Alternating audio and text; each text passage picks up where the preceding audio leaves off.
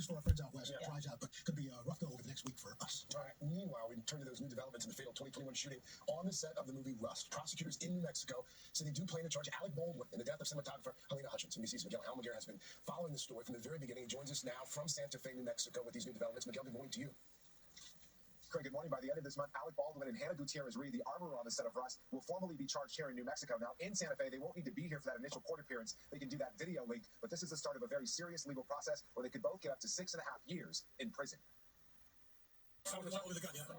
From actor-producer to high-profile defendant, this morning, Alec Baldwin facing involuntary manslaughter along with a firearms charge for his role in the death of cinematographer Helena Hutchins. He's facing charges because of both. As the actor that pulled the trigger, that's obviously a very compelling fact, but he's also facing charges as a producer because he should have known that the conditions on that set were unsafe. Confident they can convict, prosecutors say they never believed Baldwin's statement he didn't pull the trigger. I let go of the hand where the gun goes off. I didn't pull the trigger. Alec Baldwin said he never pulled the trigger on the handgun that fired. Do you believe that? That's not true.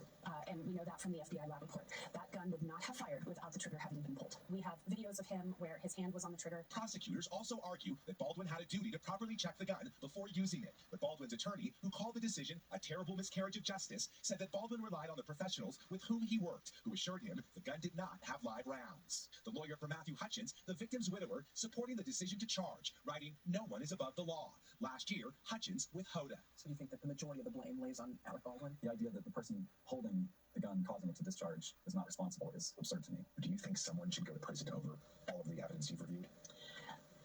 Prison is not necessarily the goal. What I want is justice for Helena Hutchins. After sorting through body camera footage, police interviews, and forensic testing of the gun, the DA is also charging Rust armorer Hannah Gutierrez-Reed with involuntary manslaughter. It was her job to ensure gun safety and to check all the bullets on set were harmless dummy rounds. So there's live rounds all over the set. An accident was going to happen, and she should have, or somebody should have noticed that at some point. But Gutierrez-Reed's attorneys call the charges the result of a very flawed investigation. Meantime, a third crew member, Assistant Director Dave Halls, cut a deal with the prosecution, pleading no contest to negligent use of a deadly weapon. His attorney arguing Halls wasn't directly responsible for what happened. Dave did not hand the gun to Alec Baldwin. This morning, 15 months after a deadly and tragic accident, the district attorney says 3 people who should have prevented the shooting will now all face justice.